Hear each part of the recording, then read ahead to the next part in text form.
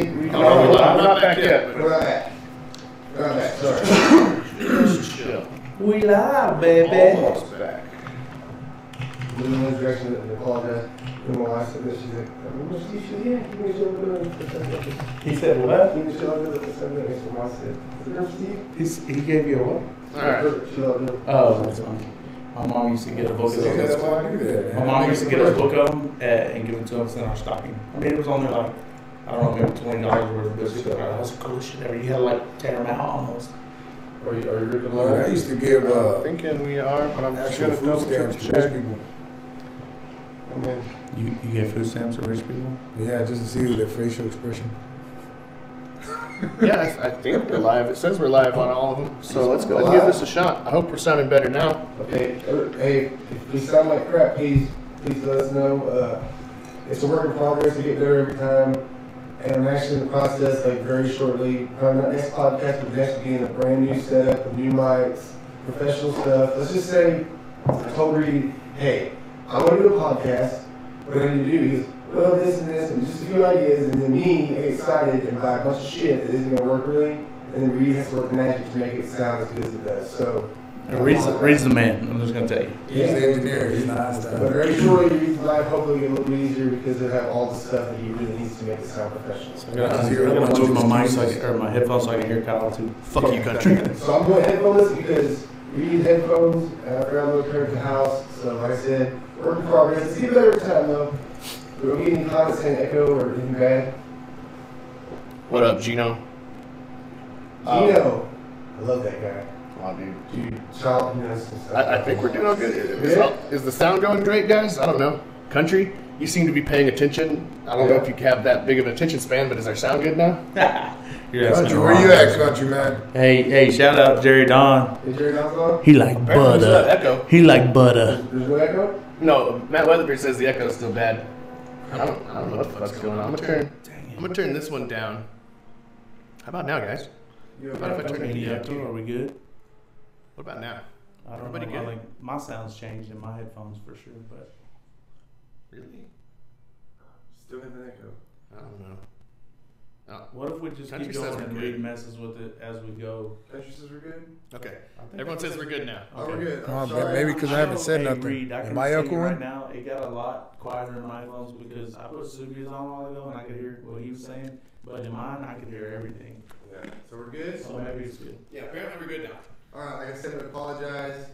I don't know if anybody heard it because the echo was so bad, but we got a new setup coming with professional stuff because I jumped the gun and bought a bunch of crap that I shouldn't have that's really hard to make work, and Reed does magic to make it work. So very shortly, it'll be way better setup and way better sound, way more professional. But In a nutshell, he had a quickie. That's what it was. It was a Yeah. quickie. Well, no, he gave me some information, and then I like look at Google 3 minutes and then start just buying shit. That was I can do this. Yeah, no, dude, Reed, I got this mic and these mics, and then he's like, Reed, Kyle, well, this shit ain't gonna work. I'm like, oh. But let me ask you a question. If you didn't have a friend like Reed, you never would even try this. There's no I would have tried it, like you said, on my phone. It would have lasted I half saw episode. a girl on my Facebook. She goes, "What does it take to start a podcast?" And I wanted to go in and be like, "I'm telling you, Don't tell Reed that because she's a girl. You might lose your engineer. Dude. no, he has no time for that." Reed, He don't got time for that. Reed really has time for me. Reed's like, what's her name? I'll look her Yeah. up on Facebook. Like I said, me and Reed have been making comic books since we were kids. I like money. Yeah. Oh, that's true. There you go. Somebody just That's got a true. raise. Hey, you want a podcast? I'm telling you right now. If you want a podcast Okay, Reed. and you want it to be Talk to my boy professional or Subia. as good as you can They make messed it, it you up. gotta have a Reed. If you don't have a Reed, it's just not gonna happen. If you're like me, it's like you're not gonna do it. And if I gotta put pants on, I'm charging double. Yeah. And I don't He know does how. not have He's bands. very One time, Reed works from home because he's a genius, and that's how he does it. And he literally wears pajama pants every day. I'm at his house. He's on the phone with a client, and he tells the guy, "Dude, if I put pants on to come up there, it's gonna cost." Hey, you know who the last person that did that I know of? Literally put it on Hugh to Hefner. get pants feet. Hugh Hefner did that. I had to get up with pants. True on. story. Okay, well, hey, you got some password and fixed it. Hey, There you go. hey, sir, before I sign this ticket, what's this fee? PF, $50? That's a pants fee. Mhm. That means I had to get up and put my pants on and out of PJs. Goodness. Lucky. I think the helmet helped too, maybe. We moved the helmet away. I'm pretty sure the helmet was causing a lot of that echo. But it makes a statement, though. West Texas Drillers. That's your helmet, Reed. West Texas Drillers make a statement Shut up. over I here. saw everybody. That's a BT. These guys don't even realize what I'm saying right now, but Oh, sorry. Who's the guy saying Still don't. He's special. Anger. You remember Anger, the center for the Seminoles? I don't know what the fuck that guy's talking about. Shout out to Anger, dude. Good center. Good center. One of the best centers I ever went against. But the guy trying to take your knee out. And this is not excluding me from the conversation. He is the dirtiest football player in the history of semi-pro, and I'm telling you, I'm up there. But this dude, I'm not even close. I would be watching. I would be walking back to the huddle and feel something hit my Achilles, and I turn around and this dude has got his foot sideways, stomping on my Achilles and my heel as I'm walking away. And I'm looking at the ref like, yo, hey. He did the same thing to CP, Cody Parker. Like the fourth time he did it in the game, he finally got called. And I was like, yeah, look, I had scuff marks on my spat of cleats on the back of my heel. We ran 4-3 back then, so it was like 3 linebackers. I remember being on the side because I had to play outside backer, and I would watch that guy. He'd run across the field after the play, like trying to dive in the heat. I was like, hey! I wanted to jump the freaking bullet. Dude, he honestly, he kept yelling at me. He kept coming like he wanted my autograph, and I was ignoring him. He was so pissed off. This is what happens when skilled players talk all day long. It's all about the line. No, defensive, offensive line. It's all about it. Shout out to the offense, defensive line. Hey, but he was a we keep these people pretty. That's why they don't got no scars or nothing. It was funny because honestly, Anger is not that big a deal. Is that his real name? No, he probably legally changed it by now. I mean, I honestly can't think of his first name off the top of my head, but I've been playing against this dude since he was for the El Paso. Oh no, he was for the Roswell Rail Splitters, and I played for the Lee County Lightning in New Mexico. Like that's how long I've been playing against this dude. But he honestly wasn't any bigger than I was when I finished playing. But he just wasn't big for an O-line. He had big pads. He just had like 1980s pads. Yeah. And I'm not saying he was a little dude. He worked out and stuff. He wasn't for as good as effective as he was as old lineman, he wasn't a big dude. But he did his push-ups. But centers, you gotta have a little bit of quickness. Chris Fisher was a good center because he was quick. That dude weighed 235 pounds. Man, funny. Yeah, he was old. But hey, it's a good singer. Oh, it's Kyle Barnett saying somebody runs funny. Hey, but there's a difference. Kyle could run. I'm making motion though. And I've seen you personally. I have a purpose. I can boogie though. There's a lot of weight up top. Running and dancing is two different things. Hey, Kyle can boogie, dude. I don't know how he does it, but he can get it moving. But it is one of the most. It's like a baby duck. It's one of the most awkward looking things you ever seen. But he can move. Hey, we had running backs calling him out. Craig. Yeah. Oh, I can be Kyle. I got him. Kyle's at that time. Kyle's probably 235, pretty yoked up. Craig's like 210, not in shape, but was fast when he was in high school. I'll race Kyle. Dude, Kyle, we weren't even clocking. We were just running 40s against people, calling people out. Kyle smoked about 9-10 yards. Dude, one time you beat Marlin. I didn't beat Marlin. No, who I beat in a 10-yard race? I don't know. And Clayton put money on it after a football game, after you get retarded amounts of stats, day in 10 yards. Because I went my 3 steps on full speed. But I get there so fast that that's it. I just peter out after that. Day. Again, this is skill player talk. Sorry. Hey, you're just here for fast. You're at 5'2", 320 pounds in high school. No, negative. Hey, enough of the small football. In high school, Subia. In high school, I played at 335 and I ran a 5 flat. And I remember they were running counter duties, and I played defensive end, and I was on JV, so I had to get hit dummy. And you're not allowed to hit low because there are stars. And it's Rex Richards and Subia pulling, and then we get shout out to Rex Richards. Yeah, that dude is a freaky person. That dude had mental issues since he was born. And athletic. He slapped the doctor when he was born. That's how fucked up he is in the head. And I love that guy. But I would come down, and then that center, I would have to take him head on.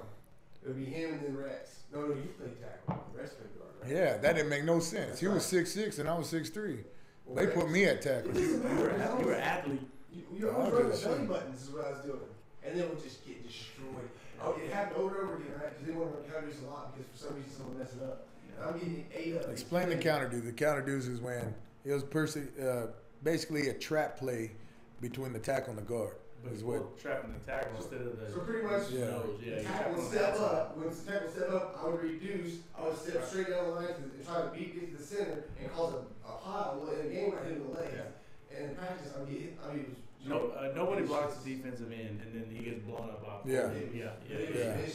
We call it GOT, guard and tackle pull or something like that. But Yeah, because it happens a lot. The defense, man, first instinct, get upfield. He gets upfield. Oh, no one's blocking me. This is awesome. And then, bah, ear hole, whatever. Ear hole. In that Hawk, Falcon Hawks, what's the softball team? Oh, no, the Nighthawks. Nighthawks, yeah. In that shout out. That team was legit. But they Still beat them. Hey, that was legit. They had a hand motherfucking full of a bunch of West Texas truck drivers, old pumping dudes. They got out there like, what the? I'm not gonna lie. Hey, there's been 2 times. No, I'm not saying I ain't ever been like knocked down on stuff, but there's been 2 times in 12 years semi-pro where I've just been like manhandled by O linemen, like manhandled. Once was against the Wichita Falls Drillers, my very first year playing middle linebacker, 219, going against some man child. This dude was like Mark Perry size, but could move around a lot better than Mark. And then the last time was against that game at Cowboy Stadium. The Nighthawks had a center that just got cut from Jets training camp, and this dude comes out, and there's a picture of it. That's the sad part. There's a picture of it. Yeah, well, you became somebody's highlight. I'm just trying to get outside. This is the center, okay? I'm playing middle linebacker. I didn't even get past the center, but he locked me up. I mean, he knew how to do it. He was holding me, but he was inside, so it was legal. There's a picture of it. And I'm running with him to the sideline, trying to do my job. But we're dancing. There's nothing I can do. I'm just basically a puppet. You know what I mean? The guy when they ran out, they had the flames blowing and turned like some door. Oh, yeah. They ran. He was like a left tackle. Oh, dude. I was in Dallas Stadium, the last game, so like any game. There's a bunch of people watching. Quarterback was humongous. 2 things happened that game. They didn't realize I was out of man anymore. This is what. Quarterback popped straight up, screen. I'm just going straight to receiver. I go straight to receiver, and I'm like, oh, I'm like, 2 things real quick. I'm like, Clint's caught. There's no doubt it's me and him. And then I went, no, wait a minute. There's a guy right here. Yeah, that's something's really about big, that. really fast energy. I mean, I got, we're just like, I did a flip. I hear everybody in the stadium go, and I get up there. I hit so hard, I felt better. I was like, man, I'm ready to ride. Yeah. And then about 3 plays later, quarterback rolls out. I'm coming for a clean sack. I go tackle. This dude's like big. He played for the Cowboys. He's Right? big. Drafted by the Cowboys. That one with the dreads? Yeah. I can't remember. So I'm like, oh, I'm about to clean this dude up. He hit him in the leg, bounced off his leg like a child. He throws like a 30-yard pass. I gotta say something about people. Okay. Oh, it was Gerard Johnson playing for Texas A&M. Yeah, Gerard Johnson. Okay. The dude was legit. I've ran into this many times. Cowboys, Steelers, both. I've ran into a lot of players that get signed on to an NFL team or get free agent or whatever the fuck, but they are garbage. There's a lot of guys in the NFL that should not be in the NFL. The reason being is that they're in the NFL is because either they got a badass agent or they went to the right school. Yeah. That's fact. But there's a lot of guys that will go to the NFL. No, that dude, Gerard Johnson, was good. He was good. Dude, he was good. Pittsburgh brought him back. Pittsburgh brought him back either because right you can't before, tackle right. Hey, right before or after that, he went back to the NFL. Actually. No, but like dudes like Subia, I read, I've been doing semi-pro long enough. I'd have guys come to practice and be like, well, I was starting linebacker for Colorado in 2005 to blah, blah, blah, whatever. And the first thing I do is go home and Google you. So there's no reason to lie like that because if you weren't, it's not going to show You know how up. many guys who shit their pants and you heard that there? Yeah. I told him to play the. Think you Google me? Yeah. So Subia, I'm not from Midland. So at the time, I didn't know anything about Subia. I lived in Hobbs and I went down there and I watched the last state championship that Lee won, which Subia was already graduated, but I didn't know anything about Subia. If you grew up around here, you knew Subia, but I didn't. So I Googled him, and I'm reading all this stuff, and I'm like, damn. Yeah. And so I read an article where the Colts and the Ravens worked him out as a private workout, and they wanted him. Like, we want this dude, and he was, 6'3", about 390 senior year? I played at 375. 375. So they're like, so here's the deal, man. It didn't have anything to do with this. Point blank, I was too fat. But here's the deal. It didn't have anything to do with his performance. That's why I posted this YouTube video, because literally, Subia would run into people he wasn't even trying to block on accident, and they would fly out of the screen, fall down. I mean, it would be a pancake he wasn't even trying to get. So, but they're thinking about so much more stuff like stamina, this, that, and other, blah, blah, blah, whatever. And I mean, they pretty much, and Subia may tell you, we've had conversations about it, they pretty much told you, look, man, 350 is kind of the cutoff. You know what I mean? If you can get to 350, we'll look at you. Yeah, 350, they want you at 6'7". Yeah, right. I mean, Subia's generous 6'3", you know what I mean? Whatever. But, I mean, you should have been playing nose guard, brother. You should have been Casey Hampton. I should have been a center, is what I should have been. I should have been a nose guard, Casey Hampton. But I seen you run. I should have been a run back. I should have. I have natural ability. I'm just saying. I have one rushing touchdown. No, you should have been a fullback. I'd love to be fullback. Fullback Hey, because you know what, hit. Kyle? You know what you would love hit, about you're fullback? not scared to hit somebody. Kyle, you know what you love about fullback? It's easy. No. When you're in the huddle, they tell you what you're gonna do. You don't have to think about it. Like linebacker, you got this happened. Hey, this is where you're going. This is where you're hitting. Go do it. Yeah, that's what's nice about fullback. I always play fullback and linebacker my whole life. I think my shoulders were long time to fullback. No, what I love about you didn't give a fuck how big somebody was or how fast they were coming at you. You would fucking hit them head on, and you didn't give a damn. You would knock yourself out. I saw you knock yourself out 3 times. Yeah, I've done it before. Yeah, obviously. I've seen it a few times on a bike. He's a video. Well, I got knocked out with the line in San Antonio. I did the feint. No. Where were you in Dallas? What was that? What was that game we played in Dallas with Compton or whatever? Oh, you talking about Oak Cliff? Oak Cliff. When we played the knocked Dallas himself out there. Express? Yeah.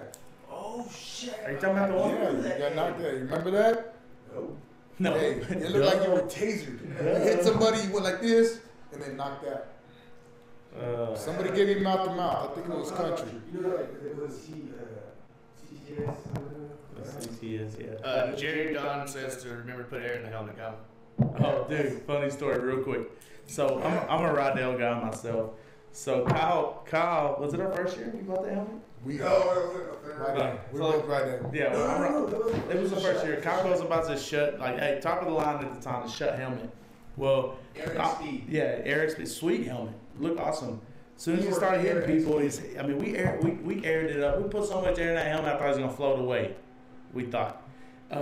So this was literally halfway through the season. I mean, he's got a scab on his nose that gets ripped off every game because every time he hits somebody hard, his helmet comes down and hits him in the nose. Dude. And I'm like, dude, we are airing the shit out of this helmet.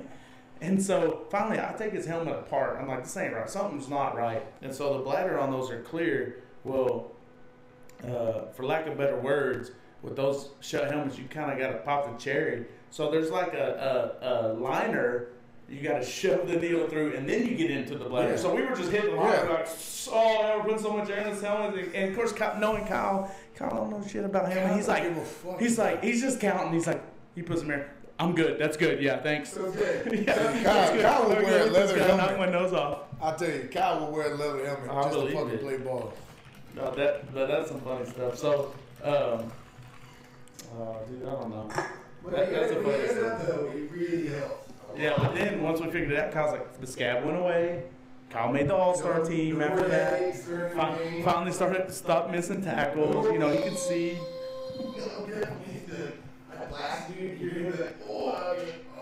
But I can honestly say, only you two motherfuckers would get me out of retirement to play fucking one season. Yeah. Only So y'all telling me motherfuckers. there's a chance?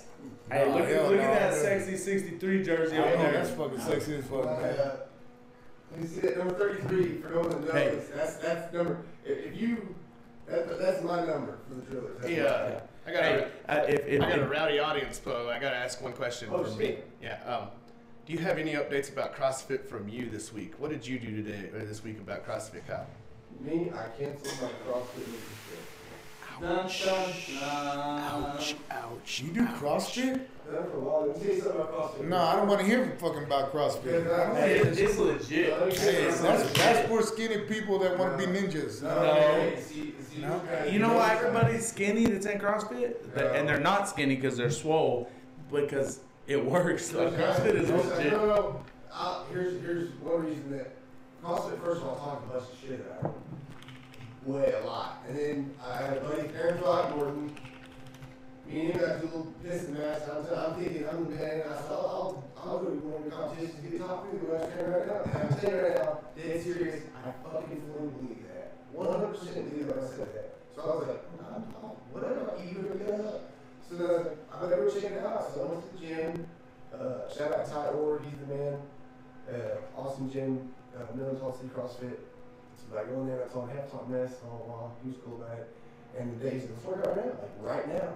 I'm like, really? Let's go. And dude, I walked in on a vicious one. But from a guy that goes from football weightlifting, first of all, football coaches, kids, if there's any kids on football or parents of high school football coaches or high school kids playing football, those coaches know jack shit about form and power cleans and weightlifting. Everything they taught us is wrong. That's the reason our backs are I like bad. to touch up on that. I like to touch up on the coaches nowadays. Maybe nowadays. Hey, it's not wait. I want to touch up on fucking coaches nowadays. Wait, Subia just said he wanted to touch up on the coaches. All right, you've been doing too much, motherfucker. Come on, All right? Subia. No. You said it, not me. Yeah, I did say it, but I didn't say it in that too big term. to be touching up Listen, on coaches. I want to touch up on that topic right there, on that topic. Not coaches, motherfucker. Damn. Quit drinking. Anyway. Hey, you quit drinking. You said it. Hey, don't worry about me. Anyway, the coaches nowadays are literally, majority of coaches nowadays, football coaches, are what I call PlayStation coaches. Coaches that coach certain positions have not ever played that fucking position. That bothers the fuck out of me. I see it all the time, from Pee Wee football all the way to high school and sometimes college. But you know what though? I think I don't know. There's a lot of people that can not do, but they can see learn and it. they can fix it. They Yes, understand. I agree, but that's like 1%. But Subia, are you That's saying? like Hey, are you 1%. saying they played another position, or they didn't play any position? They didn't play any fucking Oh, position. okay. They go to the camp. But I'm just saying, 'cause They sometimes watch TV. They do this. They do that. You could be being coached by a fucking band trumpet player. that depends on what level you're playing on. Well, honestly. I see it a lot here. I see it a lot here. I 6A? see. Well, we were 4 or 5. No, I'm talking about right. You're Yeah, talking about league yes, right now. Yes. 6A. Yes. How the hell does an old lineman coach who is 5'5", 115 pounds, know shit about line? That bothers the hell out of me. The reason being because that coach has never been in the front, in the gutter, in the trenches, and hasn't seen what I've seen. Hasn't paid attention what I've paid And another attention thing is really that he doesn't understand some real deep shit for a guy that's a big guy lineman. He ain't never sweating sleep. Yeah. You can't, I mean, you're no to. struggle. As a lineman, and this is just personally, there may be other linemen out there that feel the same way, but as a lineman, my responsibility is make sure that my quarterback never gets touched. Point blank. That's the number one. 2, my running backs get 100 yards minimum a game.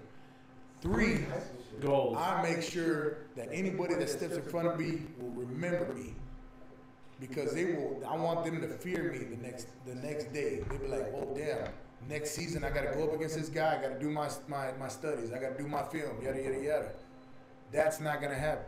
I want these guys to fear me. That was my responsibility and my list right there. But you know what? You having a list like that and being the player you were in high school. Hey, and this is no knock on Coach Parchment by any means, because the dude is a legend, obviously. Yeah. But like, look at the guys y'all had. Well, I'm looking back now because I wasn't a part of it. I don't know if anything you're about it. back then though, Yeah. there was a lot of guys size-wise. We were not big on the line, other than you and Rex. That was it. We were David Roscoe and Justin Painter. He wasn't a big guy. We could say the Yeah. I mean, the dude was Okay. Hey, but here, let me tell you something right now, and this is my observation only. You can knock it or not. The guys that know both and seen both, because I know there's a lot in Midland. Cedric was a beast because he was a man amongst boys. Like I watched Jonathan Gray. He did that through college. Yeah. No, he did it. And he was the pro. He was a beast. Hey, Jonathan Gray from Alito looked like Cedric Benson in high school. I went and watched my high school, which is not known for being super athletic or whatever. Discipline, hey, you got to learn your position, because most of the teams you play, especially in the playoffs, are going to be better than you athletically. So you got to learn your position or whatever. But I watched Jonathan Gray play Randall at my high school at Grande. Man, Pat Lindsay went with me, I want to say 5 or 6 years ago. He's already done with college. And this kid had so many records in Texas, and he literally quit playing at halftime in a first, second round playoff game because the game was under wraps. He already had 125 yards, and then someone like, hey man, if you get 50 more yards, you're gonna get this blah blah blah record. Dude comes in 2 plays, 80 yards, touchdown, and then he goes back out and takes his pass. You know what I mean? That reminds me of Cedric, but a lot of that had to do with these guys. But what I'm saying, There's a lot. Okay, okay. But what I'm saying is what's the difference? What's the difference? Like, what's the problem with Lee now? Like, is there not dudes like Subia around? They just don't play football anymore. They lose interest. What's the difference? I could tackle what y'all talking about. 3 steps. For one, A lot of people don't realize Cedric Benson was third string. Fuck yeah. The running back was Autry Pryor. He ran just as good as that Titans running back Eddie George. He ran just like him. Had a falling out, had some issues, whatnot. Yeah. Okay, the next one runner up was Big Al. Allen Griffin. Big Al was a beast. He ran like Barber off of Cowboys. Just like him. Just like him. And before we forget, Freddie Jones. Oh, he's a beast. Freddie Jones was as good as Cedric Benson, if not better. He just didn't have the same running style. And people already was in love with Cedric. Freddie Jones did not get the opportunity. Okay, this is exclusive, fellas. This is exclusive because I was there. Okay? Now, Allen Griffin got moved to fullback. And then Cedric Benson came up and he showed out.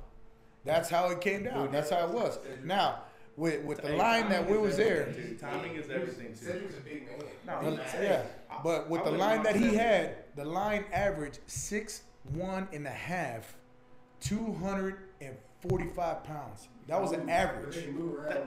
But that's still big in high school. That is big. That's huge. That's huge in high school. Hey, listen to this. If you were over 200 pounds in my high school, unless you were a freak athlete, if you were over 200, line. It was always honestly, a line. It's a blessing in disguise. I was as small as I was. The running back that we had played for the Bills. Shot. Beast mode. He told me that if he was at Lee, and of course he's a great running back. He went to the Bills the whole nine. Great running back. But Shaw did if he was at Lee, he would have showed out just as well. Oh yeah. If not more. You know what I love? If not more. Let me tell you a story. What you said about what happened to Lee and what talking about coaches. Here's what happened. Here's what the coaches. I don't know about coaches nowadays, but nobody can listen to this stuff shit. But coach-wise, when we had Parchment, I saw Parchment one time. It's been last year. I'm actually pretty good with the daughter now through Brandy's company, but sure. She runs like the PDA or something. But I told him, I said, dude, back then I didn't realize I appreciate the way you treated us because you made us what we were. That's why we had these guys that kicking people's asses because, dude, practice. I was saying this the other day to you. I don't know what I was saying to you. Practice at Lee was fucking way scarier. No, but it was a mentality. It was so expected. Scary. It was an expectation. That's what it was. This is what it is. Like coach guys like R.I.P. Coach Josie, guys like that, dude. You gotta eat shit. I would just yeah. Oh yeah. Now what? What's next? What next, coach? Yeah. Hey, the coaches I don't know I was what you talking about? I was a freshman player. Get up in your mic. Oh, get it on mic. I was a freshman player, and we took a trip to Lehigh, and what I felt going to Lehigh was the only way I could explain it is it felt like I didn't belong because I didn't earn it. It's like going to boot camp in the military, or for some people going to prison and you're not supposed to be there. You know, it just felt like you didn't earn your spot. You didn't even earn to talk. You didn't have that respect. You didn't it just felt like, okay, I'm here. I need to show y'all what I'm about. That's how it felt when going to Lehigh. Isn't football was a cliche high school story? What's up, Reed? Just make sure you're up in there. They should have made a movie about Lehigh instead of Permian. No knock on Permian. The players that played Lehigh, we went there we lived that shit. We were about football. That's what you do when you're in high school because honestly, at that age, don't get me wrong. There's a handful of kids who are kind of ahead of the curve, and they're always looking. They're already looking at this is going to be my career. This is what I'm going to do. Like when I was in high school, which I didn't go anywhere like Lee or anything like that. But y'all, did you not wake up in the morning to go to school and 80% of your motivation was football or more? Like I'm going because I'm Steve Subia and I'm the man and I'm going. You know what I mean? That woke you up in the morning. That's why you went to school. I didn't feel like I was the man. I at all. I didn't feel like I was privileged. Fred did. When I showed up, let's put it this way, okay? Let's say, for instance, I got in trouble in class, okay? Teacher says, I'm going to call your parents. Call my fucking parents. I don't give a shit. I'm going to send you to the principal's office. Send me to the principal's office. I'm going to tell your coach. Whoa, calm down. Hey, let's not do that. He's thinking about running a mile with a tire above his head. It was more than that. It was more than that. You didn't want to disappoint him. No, they didn't give Steve the golden cleats that game. Oh yeah. Hey, that's just how it was. I mean, and we had teachers that would tell us, oh, you're sick, yada, yada, yada. Well, I just want to lay down, I'm not feeling too good. Oh, but you could go to practice. We ran into those kind of teachers. Then we got teachers calling our balls out, and then we're like, fuck that, we don't need that shit. But that's how it is in West Texas. In West Texas, there was one movie that we were not allowed to see while we went to high school. That was Varsity Blues. We were not allowed to see that because of the at the very end. Yeah. With that being said, it was nothing like that. But the fact of the matter is, Coach Parchman, a lot of people don't like him. A lot of people don't like him. I don't know, dude, they got their their own own issues because I believe in results. But and that's what it was. Yeah. He said in that bullshit fucking movie that motherfucker made, Midnight of Mystique, whatever the fuck it was, that he said all we wanted to do was beat people up. Yeah. And that's how it should be. Aim small, miss small, right? Yeah. Like, hey, we're worried about this game. I'm worried about beating a dude in front of me. Aim small, that's how it should don't get too far ahead of yourself. But you know what's crazy about Midland? So what was it? 98, 99, 2000, League One state. The next year, Midland High had it. They should have won it, right? 2001, am I right? And I wasn't Should've rooting won for it. I really was. But guess who was in the middle of all that? And I don't remember exactly how they did because when I was I played at Randall. We scrimmaged Andrews every year. When I was a senior, Shaw was a sophomore, so I scrimmaged him my senior year, his sophomore year. So he ended up being the starter. But in the scrimmage, the first scrimmage of the year, he didn't play that much. Then you got to do like Shawn Williams at the same time, all right here in West Texas. Like to me, that's ridiculous. Because take that compared to Dallas, DFW. Take all that football skill and all that. I mean, you could fit all that into one school in Dallas. You're talking about winning 4 or 5 state championships. Oh. But I mean, to me that blows my mind. Think about every team we played. Express, all the Dallas teams, you got skill players. You guys walk out and look like when we played the Express studs. And then when we play them, every team at the end of the game tell me, dude, y'all are just mean and tough. Like it's just West Texas. That's how it should be. Well, because it's generally, well, shit to do. And generally, I mean, not really saying like league. I mean, it comes in waves, but generally, you're smaller. You don't realize until you get to the playoffs, and you're like, oh shit! Like the whole team looks like our biggest guy. But that's. I mean, I can accredit that to the reason that I end up being as good a football player as I ended up being, and I'm not bragging on myself, but I was my junior year. I was 5'11", 167 pounds, starting Sam linebacker in a 5'2", which is basically the same thing as a 4'3", but the ends don't drop. They're not linebackers. So I was 167 pounds, Sam linebacker. I mean, let that sink down. That's little. That's little. Yeah. But you know what you got to do when you're a 167 pound linebacker? Be really, really technical. Like you got to learn the ins and outs. You got to learn everything. You got to know everything. And I was fast. I was fast then. And then my senior year, we changed to a 4-3, and now I'm an outside linebacker. I'm 178 pounds. Ooh, big. 178. I'm just saying, I learned how to play the position when I was small, and then even when I started semi-pro, I was small, 219. But I'm just saying, later I got bigger, so I still had a little bit of quickness. But by that time, the knowledge was so ingrained, and then you put size with it. That's what made me good. Honestly, this is one of the Ricardo used to tell me all the time, "How you beat me? How'd you beat me to it?" Hey man, you're back there playing around like I'm going. Like I made a step, and that's where I'm going.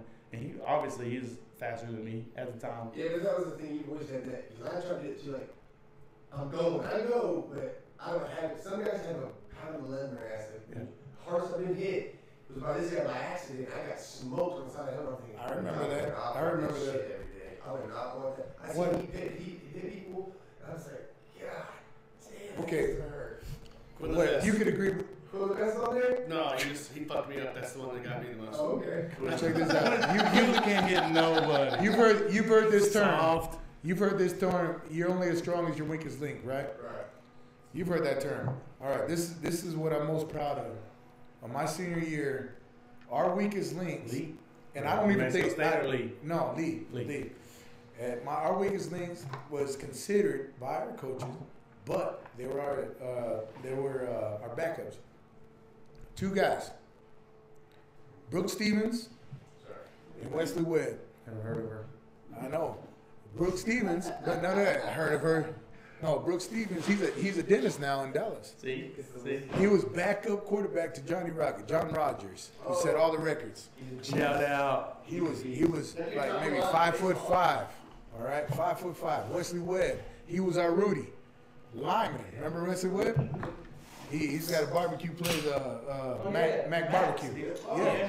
Him, Josh Abbott, and my good buddy Clayton Sykes, shout out, are the owners of Mac's Barbecue. Those guys. That was John's backup? Brooke Stevens was Johnny Rocket's backup. Wesley Webb was a lineman, D lineman, O lineman. Hey, shout out Wesley Webb. Shout out Mac's Barbecue, best barbecue in town. Hey, get the green chili mac and cheese. Shout out, Lynn, I love you. Oh, my bad, Black. Tanks, my bad. Hey, okay, let me go here, Kyle. Hey, the green chili mac and cheese at Mac's is worth going. But let me tell you. But let me finish what I was saying. Sorry. These guys, when Brooke Stevens took the snaps, he would. Right now he's 6'1". I don't know how the fuck he did that, but he was 5'4", 5' nothing, and he was taking snaps. You remember this? You probably don't. You got concussions. But anyway, this motherfucker was fearless, accurate as fuck. He would throw through a 6-foot motherfuckers right down the middle. He couldn't go over it, but he went right through the creases. Bad motherfucker. Wesley Webb, meanest guy. He didn't give a fuck how big you were. He was gonna step up to you toe to toe, no matter what the fuck. Respect them motherfuckers. Yeah. And those were our quote unquote weakest links. Yeah, but that was. Weakest links were tougher than everybody. I was about to say I those agree. dudes. Everyone fed off of those dudes because that got you fired up. But also, those dudes could have started for Andrews. You know, anybody. Yeah. You know what I mean? Like those. But y'all, that was looking at the roster. Those league teams. Now I don't know all the years. Like I know Fred was a couple years younger than Steve, and Steve missed one state championship because he graduated. But talk about stacked, dude. That was ridiculous. You remember? But I know it's a culture. Oh, the twins? We had two linebackers. They both exact size. Dude, they were on the pick back. They're so banging so hard to get each other. They start crying. They just read the side of the building. They start crying their nuts. Hey, the twins. Ironically, and this never happened in history. We had linebacker twins, and so did Mojo. Really? They had linebacker cool. twins. Our twins were better. Yeah, that's crazy. Yeah, but the thing about those guys, go to fullback. Because really, fullback, hey, linebacker range, you got to be, 6'1" plus. Fullbacks, 5'9" to 6'2". So you have mentioned that should be definitely mentioned in the high school football history. Is probably definitely a player that should be in the league, but he's very Tim Norman. Tell me about an athlete from Tim fucking Norman. 205 pound safety, can run faster than the fastest person, can jump higher. Got a full right to take. Yeah, but he got in trouble. Quit acting like you got overlooked, Kyle. No, I'm just joking. No, I've seen the film. That dude's a beast. 100 gashes at the end of practice. Everybody's dying. Tim's running backwards, singing songs back, and pushes It's all genetics, brother. All genetics. Hey, on top of that, yeah, he's a beast. He didn't have a neck in high school. He knocked me He didn't have a neck. crackback. There's one of my first concussions ever. I'm playing JV How football. many concussions have you had? I don't know, man. Fair enough. Go ahead. That's a good answer. So, hey, confirmation. Yeah, he was smoker, but crackback. I knew what crackback was. Tim was having a bad day. Me and Tim were buddies too. Guys said, I'm like, okay, what's going on? I don't know what I'm doing. I'm just. The corner's like, Right here. Shuffle the pads, and then, dude, I'm on Coach Person's leg like this. I'm coming to you. I'm going. And he had it, dude. He's looking at, holy, this is all I was like, just like shaking. Came to Tim, grabbed, I'm so sorry. I'm like, I don't even know what happened. It's crazy, okay. And it was funny, said out loud. Choosing plays, that's one glass in my face, right back in practice. That's crazy. Hey, we got off a while ago. I wanted to, dude, I love football. I mean, that's why everyone loves football because the range of guys and the difference of guys. You know what I mean? Like, one guy wakes up in the morning and he's like already thinking about football practice. And then your best player maybe, and I don't know, I'm saying Tim Norman, he woke up in the morning, maybe he was thinking about his girlfriend. But when y'all got to practice, you know what I mean? Like, it was football. But we were talking earlier about running backs. I got a story for y'all for Shaw, because y'all know when it comes to recruiting, I don't go after other people's players or whatever because back then there was no other people's teams. But I got no shame when it goes after going after players. So I heard Sean move back. So I messaged him. I was like, hey, man, because he just finished. He played the Bills 4 years, played in the UFL for like 2 years, something like that. Moved back to Andrews, was working at school, strength coach. I'm like, yeah, I'm going to hit him up on Facebook. What's he going to say? No. Yeah, I mean, no. So I messaged him. Yeah. Well, so I messaged him. I'm like, hey, man, what's up? I know you just got back, blah, blah. I give him the whole spiel. I may not look like I'm a pretty good salesman. So he's like, nah, man, I'm good, whatever. Right. So he's already used to that. Yeah, he's like, I'm good. I mean, the dude was good. You gotta think about this. When he was at Buffalo Bills, let me just give you a rundown real quick. You know who the other running backs that were there with him were? Willis McGahee. Yeah. Marshawn Lynch. Yeah. Who am I forgetting? Shot. There's one more beast. No. Fred Taylor. Fred Taylor and Shot Williams. Like, I'm sorry, Shot. I love you to death, but damn. Talk about showing up and I guarantee, I guarantee Shaw never thought he was out of it. You know what I mean? Like he thought, no, I'm gonna get my spot, and that's why he made it as long as he did. But a lot of guys would have seen that and been like, oh shit, Shot's smart, yeah, healthy. But what I'm saying, so here's about Shaw. So the next year we had tryouts. We've been practicing like 2 weeks. So I get a message back from Shaw. Hey, man, I've been kind of getting the itch. I'm not sure. Blah blah blah. And I'm like, no, you're sure, or you wouldn't have messaged me. Yeah. You're sure. And he goes, you're right. Yeah. You're right. That was it, dude. He was in. And I love that dude. You know why? Because he was not proud. That dude played in the NFL for 4 years.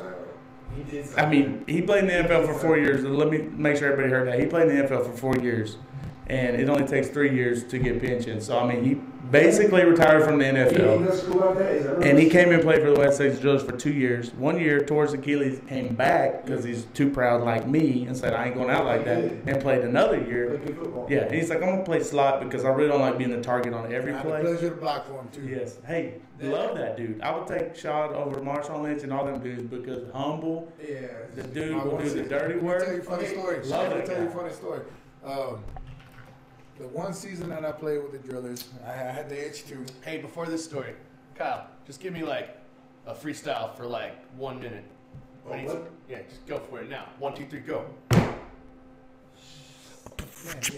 No, beat nothing though. I didn't beat.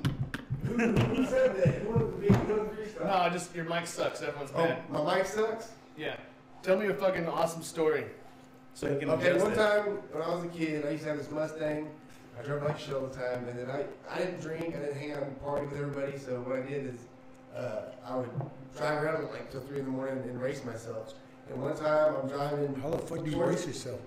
If you win every time, I Can't lose. Yeah, I'm driving around the one, and my car's a 90 Mustang, a lost body, so it's already kind of Well, let me finish this first. I took the sway bar off of it, so it's like a boat at that point. And Let me finish take this the first. U-turn over the overpass.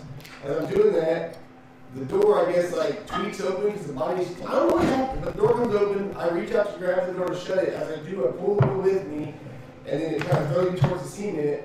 Is it still messing up? Yeah, we got you. And then when I go to correct it, I jank the wheel back to the right. Well, I'm still halfway hanging out the car. I do like a halfway somersault, go waist up, from waist up to my head, under the car.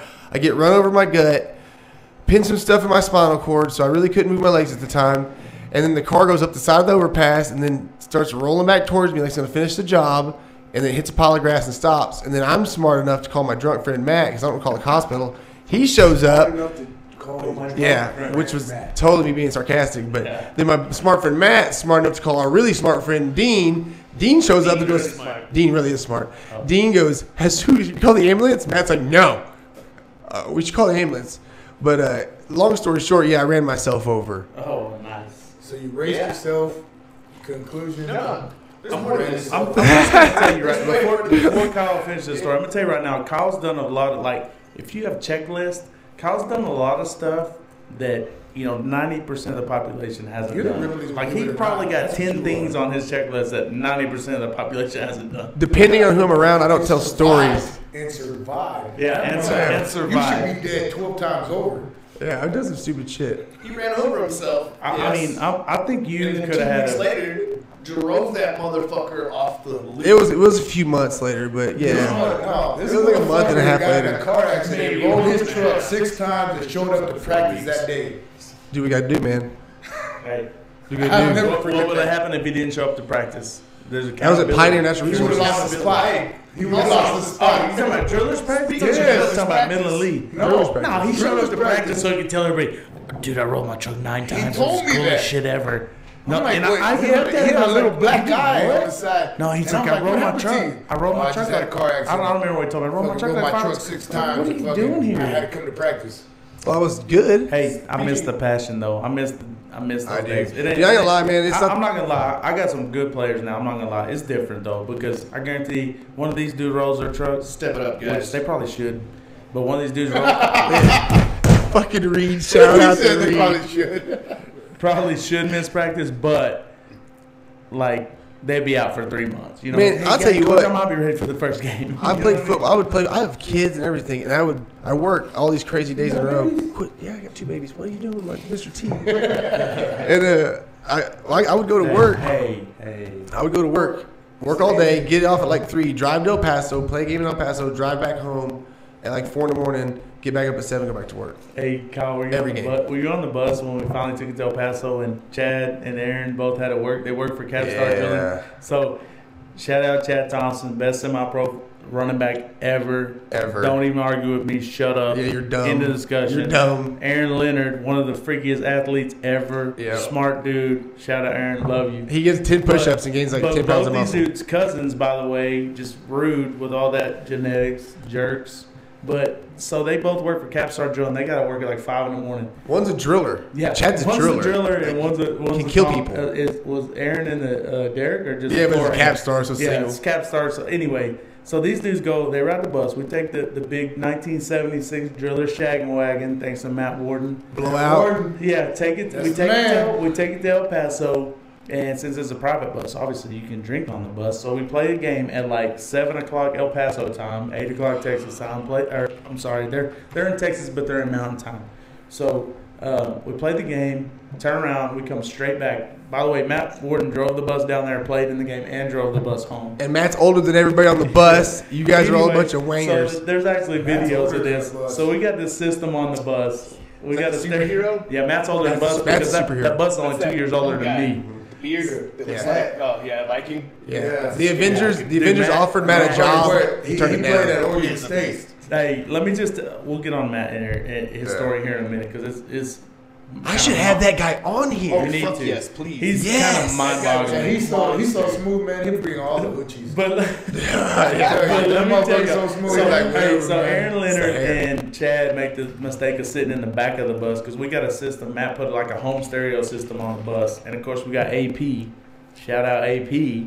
You know, doing his freestyle thing. So we're like, everybody's drinking a little bit. Hey, AP, go, go. And so AP starts rapping. These two dudes are sitting in their seat with their hoodies on, like 2 rows from AP, trying to act like they're asleep, like they can hear it, and they're mad as hell because they literally got off the bus, got in their car, and drove to the well. But AP freestyle, we recorded it like 3 or 4 times. And then, do you remember? Because I was looking for that video when y'all had the show last time. Because we're like, all right, go like to Marlon. Because I guess Marlon's got brother is a rapper. Yeah. And Marlon is not the rapper in the family. He was just like, hey. And then we He's went always to got see it. Lim, Carrie, nephew. And he spit like 3 words. And then, of course, he couldn't And he understand just goes, it. Yeah, he couldn't understand it. But, hey, those trips. I mean, that's like the memories you remember. Yeah, I remember the games. I remember everything. But, like, those bus trips with 50 dudes drinking and acting stupid. Peanut was passed out laying in the floor because even Peanut is so little he couldn't get comfortable in one of the seats. Going to the ranch with the whole team and just they would give us the whole middle table and we just roll together like you want to start a fight. We were down. Remember that guy was coming to the bar talking shit. I just got up and grabbed him by the throat. Yeah. You need to back the fuck up. Hey dude, hey, you're like I'm trying to help you out here, dude. Yeah, you just should move leave on, him out move on. here. Yeah. Oh, But I think that mentality period in football is like gone. Oh, and speaking of that, it's I just want to point out one. Kerry Lemon said he was going to be on time for practice last week and fucked it up. Totally Yeah. fucked He it had up. one job. prove And it. 2, I think the Prove rest of the it. drillers need to start showing up too. Hey. From what I've seen. Reed, was I not the one commenting last week? Prove Yeah. it. Oh yeah. Yeah. Are your Hey, players hey. are your players watching? Oh, yeah. Hey, if you play for the Drillers, what I used to say when you'd show up and I wore that jersey, when the first thing I'd say is like, my name's Kyle Barnett. I play whatever the time I played, usually outside linebacker. I was like number 33. So if you play outside linebacker, prepare to be second string because it's my fucking job. Yeah. Don't make me put don't make me put it back on and come out there and just show the kids how to do it. I got a bum knee, but I can still tote this leg Yeah, around. but you know the mentality now. Say hi to everyone. Hey, Matt's on. Matt, hey, brother. Hey, Matt, Matt, you want to be on a podcast? Shout out. Matt, you want to be on a podcast? I mean, Matt, like I almost feel guilty saying that like Matt's like a father figure to me because he's more like a brother figure to me. But let me just tell you about Matt. Matt's like almost to me, he's like damn near God level. Like I want to be Matt like that guy. I seen the guy. Like when Matt got hurt and broke his foot and did all that at work, I was like, I freaked you out. 6 Like, weeks later, how did Matt get hurt? But no, he came back. I watched him grab. But I was like, see, yeah, but I'm like, how did he even get hurt? He's a dude. You expect like nothing to happen. Well, he's hurt, but he doesn't. Yeah, but it's like, it's no thing to shit that takes 6 months takes him 6 weeks. He still has a Fred Flintstone foot. Seriously, Hey, He's duct tape and Gorilla Glue. Hey, he still has it's all in his carrot juice. It's on his his carrot feet, juice. literally looks like Fred Flintstone. And the way he acted about falling off of a roof and breaking his foot and having to have surgery was the way most people act about a hangnail. You know what I mean? Right. Like it was like not a big deal. Dude, He's that a mentality of human beings leaving. That dude is like a dying breed. That dude's almost. He could go back in the cowboy days and hang out and get right. Not have a problem. So think about Matt. So I quit playing semi-pro football because, like, I know I could still play. I could play tomorrow. I know I could, but I wouldn't be near as good as I was 4 years ago. I kind of want to be remembered as like the head hunter that could fly. Like when people are like, damn, you know what I mean? Like, and then he did that. Oh, and he dropped back and got an interception. He could do this because by that time I just knew what was going on. If you guys want to know the secret, Matt says it's just carrot juice. I told him. I said it's in the carrot juice. Right. I called it. I said it's in the carrot Yeah, juice. He's on protein shakes, all kinds of shit. Here's what's cool But he ain't about on Matt. CrossFit. Here's what's cool he ain't about got time for Matt. that. Here's what's cool about Matt Yeah. is by the time the Ain't drillers that right, start, Matt? You ain't on that CrossFit bullshit, huh? No, I can run a long time and lift heavy weights. So here's what's cool about Matt. By the Yeah, we on the time same page, man. by the time Matt started playing for the Drillers, he was already, I want to say, he was in his early 40s. So he just wanted to be a part of the team. He's been a football player his whole life. He just wanted to be a part of the team. Played at Oregon State. But here's the deal. Matt played at Oregon State. He was a middle linebacker, like beast. This dude was a beast. I seen pictures and I'm like, oh shit. Yeah. Like this dude had an 8-pack Yeah. and a ponytail. Who fucked this up? If that's your mom telling you need to be home, I'm gonna call you We Gary. made the last person put it on there. Subia, we had this talk. It's your work phone. You're the only one here. It's coming from your direction. Oh, That ain't me. That ain't me. Hold on, let me take this. Anyway, Two phones. hey, Matt Warden, though. Hey, middle linebacker for Oregon State. Like, they weren't great back then. Who cares? I want to play D1 middle linebacker. Right. I want to play for North Texas. They were 0-100. I don't give a shit. And then he comes out to play for us. Hey, what do y'all need me to play? O-line, D-line, what? You know what I mean? And he plays well. And he plays well. No matter where you put Matt, he will hold his own. He's not going to go out there and just maul people to death. I mean, he's 40. Yeah, but you know where he could do that at, though? The dude is so stout. He's so solid. Yeah. That's why we Dirt. have an award named after him, the Matt Warden Rock Award. Yeah. But it's legit, though. It ain't a joke. He went to Wichita Falls. He drove us to Wichita Falls for a playoff game. We lost. Craig got knocked out. What was Craig's last name? Sorry, Craig. Anyway, Craig got knocked out on a punt return, kick return. We had to go to the hospital in Wichita Falls. We did not leave Wichita Falls till like 3 in the morning. Matt drove us all the way back to Midland after that. And I woke up on the bus and everybody was asleep. We got it to that truck stop outside of Abilene, West Abilene, past Clyde. And like I could tell Matt was hurting, but he ain't gonna start. I'm gonna do it, Yeah. I go up there and I'm just talking to him because I'm like, dude, I'm gonna just make sure. Make sure he's making it. The dude is he's a machine. He's a machine. Dude, and I guarantee he went to work the next day. I worked with that guy doing metal roofs for a while, and that's not easy work. And I got a few stories for that, but it's icy. There's a big church we were doing. All we're doing is like the cap of the roof, the one by. Over there by Tipton's. Now. Oh, no, it's over there by the end of like going past Peyton's anyway. It's Yeah, a big. that's what I'm talking about. Okay, the big. I went over there. Okay, yeah. Later and everywhere. Right. Well, he's like, hey, we go up on the top of this roof and walk. It's icy, and walk over here and get it. Well, okay, keep in mind, I've worked derricks on drilling rigs for a long time. I am not scared of heights. I'm not scared of sketchy shit. Yeah. I'm not scared of walking around crazy shit, but it's icy. Yeah. And it's just different. And once you, like, it has those small ribs that you walk on. They're like little things. Yeah. Once you hit the flat part, he said, you're done. You're just going to go faster. So he's like, who's going to help me? I look over at Joe T and Peanut, and they're looking at me like, you're doing it. I'm like, all right, I'll go. Well, Matt is like, Let me show y'all kids how to do this. Y'all quit bullshit. no, We're going to work. we get to the top of the roof. He runs right up those ridges, no problem. And then I butt scoot across the whole top. Matt just walks out there. We do our like, thing. I'm trying my best to like do this and be tough and look. But I know if you're I try to keep up with Matt, I'm gonna fall off this roof. Yeah, I'm gonna fall through for sure. And I'm He's scared a to beast. death. Love that dude. Like, Yeah. And I seen him bend, like, they had these little pliers that you fold the tent over the edge of the roof with, right?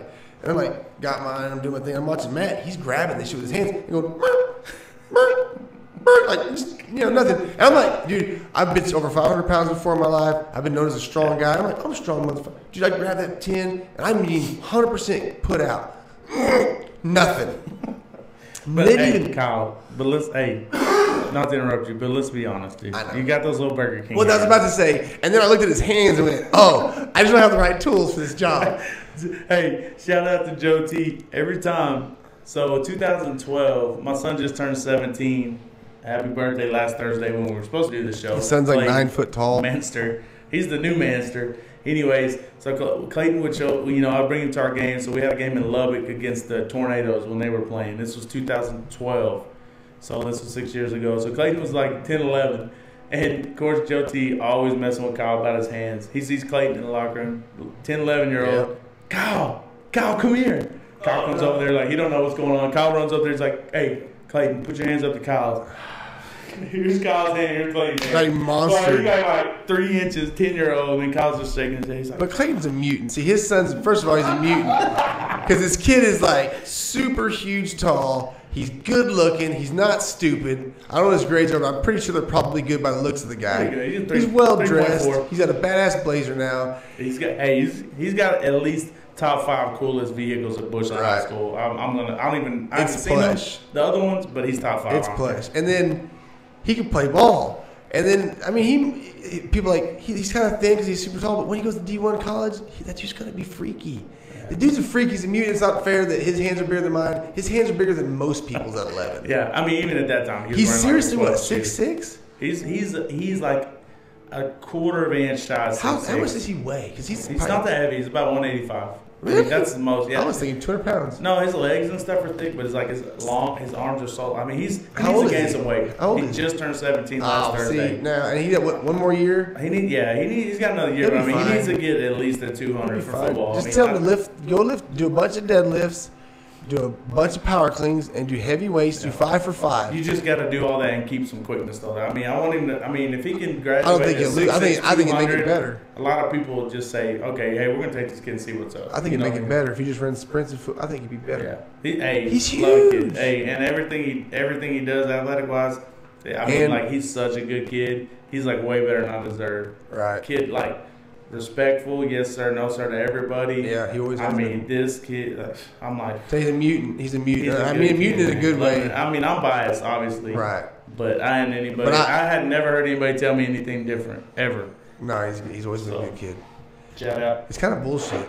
I hate to say Hey, he's awesome. I hate to say it. He's probably Hey, hung. you know, when you get old Just saying. and you get old and He wouldn't boring hear and like me and the stuff you used to do with school, but it's not anymore. It's your kids, man. Mhm. Yeah, I like watch my kid and I'm just like, I look like a kid. Right, I'm just yeah. watching him do his thing and I'm just like, I do that all the time. You have to sit there and watch him, like, and you think. I start soaking thinking. it up, I start soaking it thinking up. like, I mean, I didn't make you. I mean, I didn't do all the work. I mean, I did some work. I did some work. You know what I'm saying? Sprinkle in it. I did some work. I did more. I did more than a sprinkle. Never stop, man. No, but like you think you came from a part of what I did. How it trips you? Like it's almost it's weird. It's like they come as a baby and they don't make any noise, and then if you don't feed them, they die. And then you're like, it's true. It's like I remember. His Okay, stories are so direct. I want to There's tell you. no in between. I want to tell you this. When I had a kid, and he knows me well, I was crazy. Like I was about to go to prison. Just crazy. I partied too hard. Nobody could tell me nothing. I was crazy. So I had this kid, and I just looked at this baby, and I'm like, dude, if you don't feed this baby and water it, it's going to die. Nobody's going to come check on you until it's too late. No, it's not a plant. Well, you had to water, but you know, feed it and give it water. But no, I realized I was like, dude, if you don't stop doing your shit, you know, first of all, it won't die. And at that point, Kyle could not even take care of himself. That's why it was so mind blowing to him. Barely. Look at his face. Barely. I mean, so when the cops got to wake you up in your truck asleep on Midland Drive in front of Wells Fargo, like, that's life changing. Like, you're like, and then when they wake you up, you're like, wait, where am I? Bro, I was in Midland Drive in the lane and park with my seat down, like the driving lane, in the road. Not in the drive-through, not in the Wells Fargo parking lot. That was it. It's like, you know what? This is as far as it can go. Hey, I can't take any Kyle, let me tell the story real quick about the apartment. So when I first moved here, me and Adrian, we moved to the Meridian apartment. Shout out! I think everybody's lived there at least. I lived there. I went just like yours. I mean, the Meridian apartments. It's like your introduction to Midland. We had what I thought was nice because I moved here from Hobbs. Well, back in the day, that was the top dollar upstairs, downstairs. Townhome, 2-bedroom. Marble. Hey, it was like $659 a month, dude. I was like, dang, it's 06. So. And I'm gonna get into that story with a funny story. So I had a job with a little more flexibility. So if I went in real early, sometimes I'd get off early, so I'd come home like 3 o'clock. And the way we had our living room set up, if you were sitting in front of the computer, you were looking like towards the TV. Adrian would come in from work, and she would be like, "What are you doing?" I'm like, and this was before Facebook was real popular. She's like, "What are you doing?" I'm like, "Looking for dudes on MySpace." It was like the joke at our house because I'm trying to find football players for the Drillers. This is when I was starting the Drillers, and back then you could type in, "I'm looking for males in Midland, 18 to 24, that their interests are football." How seriously was I? I was looking for dudes on MySpace. That was the joke at our house. She'd come home, "Oh, let me guess, you're looking for dudes on MySpace?" I'm like, "Yeah." So, hey, the first 2 dudes that ever responded to me when I started sitting out, Jerry Don Zachary, like Butter, and Rich. Of course, Rich did. You know Rich did. I love Rich. Hey, is Rich playing for y'all or for the Pride? No, he plays for the Pride, dude. He's the MVP face of the team. Do we got anything to talk about that tonight? Man, we'll get to that in a minute. But I want to tell the story about Kyle. So Kyle, this is the first year. So we do our first season. Peanut, Jordan Lee, one of my favorite football players, Peanut, Joe T, and Kyle Barnett come over to my house after. We do a home game. We got an after party. I don't know what we did. We just ended up at my apartment. Adrian's already asleep. And so they're downstairs. I was like 22 years old. Yeah, I mean, they're young. This is 09, dude. Yeah. This is 09. So we live in this little apartment. And the next day, Adrian comes downstairs. She's like, were they smoking down here? And I don't smoke, but so she's like, did they smoke? Were they smoking down here? I'm like, yeah, it was cold, babe. I don't want to let them smoke outside, whatever. And she's like, were they smoking weed? I'm like, nah, babe, they were smoking Black and Milds. Chill out, it's just Black and Milds. She's like, oh, okay. Okay, it's not a big deal. I don't want to smoke weed now, so babe, it's Black and Milds. It's Black and Milds, babe. Chill out. Man, everybody knows they were smoking weed. It smells worse. That's hilarious. I know, but anyway, it was a funny story because every time me and Kyle started talking about it, were they just the fact that she got away with it, and she's pretty smart. Oh, she's smart. I think she knew. I think she's just kind of like, I'm gonna let him think he's smart. Yeah, wait, let him have his time. Reed, since you brought up Quinlan Best a while ago, let me tell you about Quinlan. So Quinlan played for us first, maybe year for sure, maybe 2, couple years. I don't know. So I don't know how to describe Quinlan. Kind of like an unathletic Kerry Lemons. Hey, let me say something about Quinlan real quick though, because he was good in high school. Well, okay. I've played with Quinlan a long time. And Quinlan is never an athletic dude, never the guy you'd be like, that guy's a fullback. He always played fullback or something. But I will tell you what Quinlan did do. The reason Quinlan was always relevant in a conversation of football is because the one fucking time you needed that amazing play to happen, Quinlan would come up with that shit and keep us in the game or win the game. I'm like, you had to have him. And then he's just a good guy on the football team. So we had Quinlan played, and when he came out, he wanted to play middle linebacker. And I told him, I was like, I don't know, dude, like by his tryout stats and just kind of watch him move around, I was thinking he's more like a DN or whatever. But Quinlan wanted to play middle linebacker. All right, middle linebacker. So we go to Abilene for this is the Drillers' first padded action against anybody else ever. We go to Abilene to scrimmage the Abilene Texans. The Masters was a quarterback. Oh, they're Gladiators. Gladiators, my bad. They were the Texans a long time ago. They're Abilene Gladiators.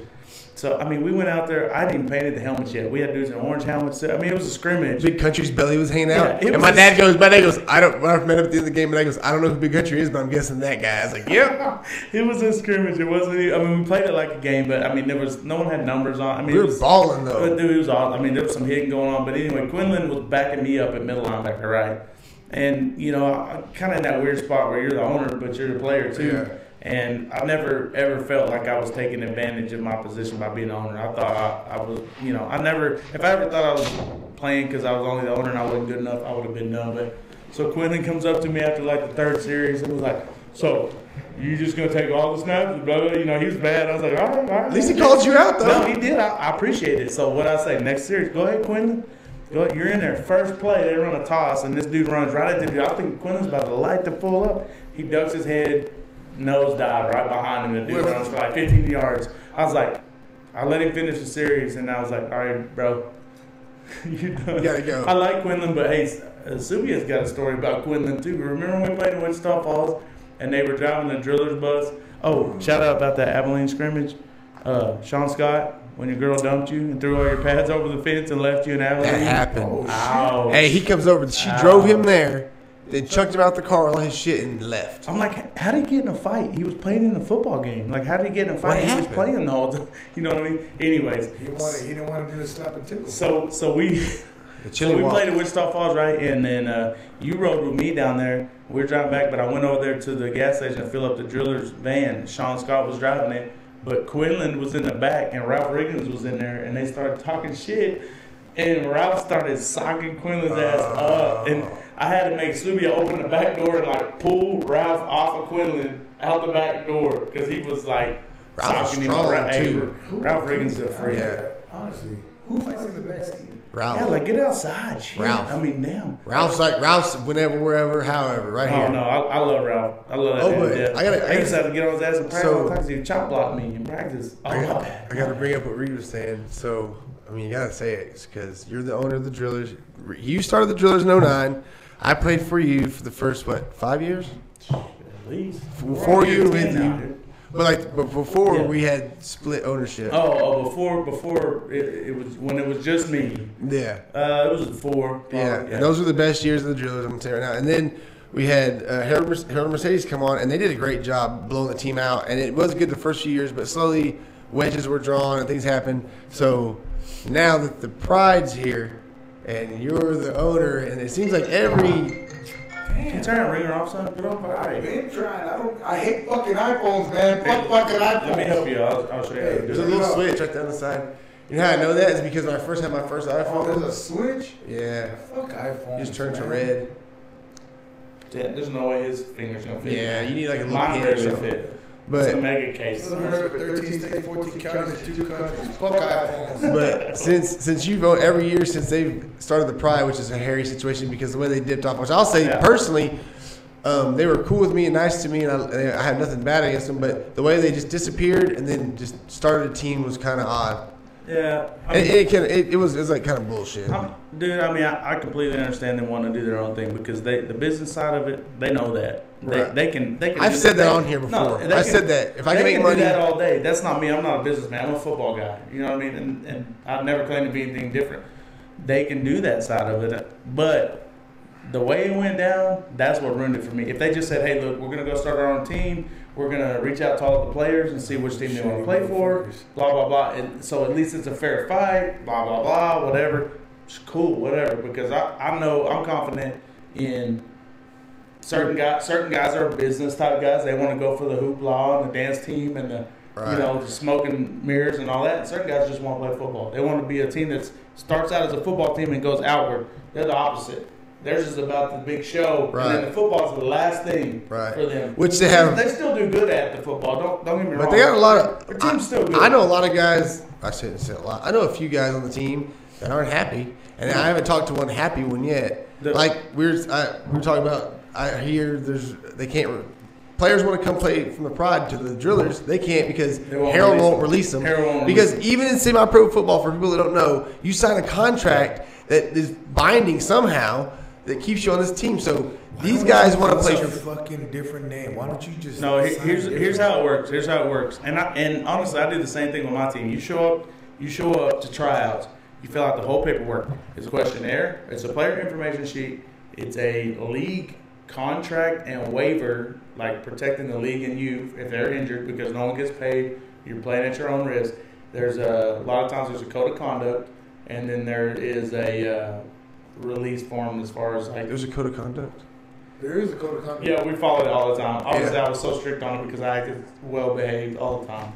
And then there's another form that's like a release for pictures, videos, internet, stuff like that. You have to sign it saying, yeah, it's okay to post me. Anyway, so I get everybody to fill those out too at the beginning of the year because you have to have it before the season starts. Right. But if Kyle comes out and tries out for me and he's out there for a month and he's like, maybe he's competing for a spot and either him and the guy don't get along or Kyle don't like the defense we run or whatever, and he's like, look, man, I'm going to go play for the West Texas Outlaws.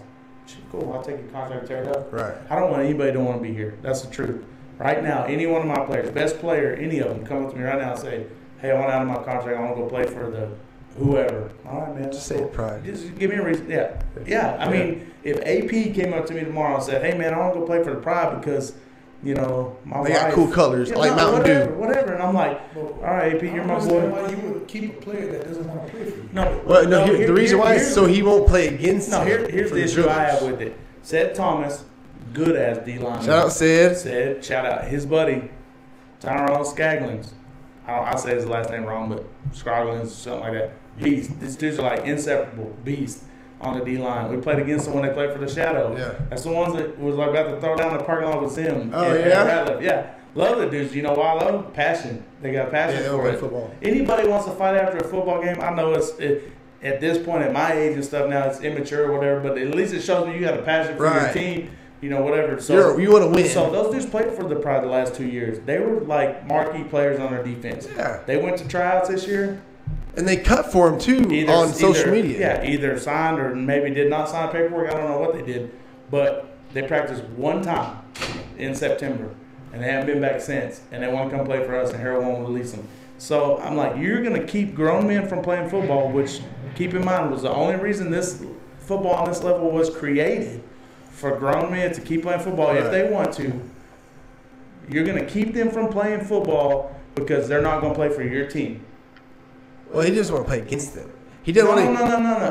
He don't have to play against them because he ain't playing against us. I forgot because about he's that. already dodged that fucking bullet. We're not in playoffs. No. Well, don't get your hopes up. Yeah. Well, yeah, he's he's slick. No matter how the cookie crumbles, It's all about whoever's writing the checks makes the cookie crumble in their favor. You know what I mean? Like, I hope it does happen. Honestly, they should have played us last year because I was the only coach for our team last year, and this is not a knock on my players. They probably would have beat us last year because I was in over my head. Right. They didn't want to play us last year. They had a better team than us last year because I had one coach. I was the only coach. Because it's a gamble. Because if you beat them, when you beat them, they don't have a market. They do. Teams lose games. I'm sorry. I got it. I made them all. I got to go to the bathroom. Yeah. Not in West Texas. Not in West Texas. So are you telling me if they beat us that we're done? No, not done. Not done. Yeah. I mean, it would hurt. It would hurt. All that does to me is increase the rivalry or create a rivalry. There's no rivalry now because they won't play. It should be a rivalry. There is a rivalry, but there's a rivalry off the field. There's no on the field rivalry because we have not played, and somehow we're the only two teams in any league in the country that are in the same city in the same league that don't play each other. So now we have to go an extra game to Alamogordo, New Mexico to play a team when we could have played an away game in Midland, Texas. It's about the money to me too. That's money out of my pocket. I got to go to Alamogordo because the team in my city won't play me. And they can all fall back on all they want, fall back on the owner. Oh, we don't have any say in it. It's the owner. He don't want to play y'all. We don't have any say in it.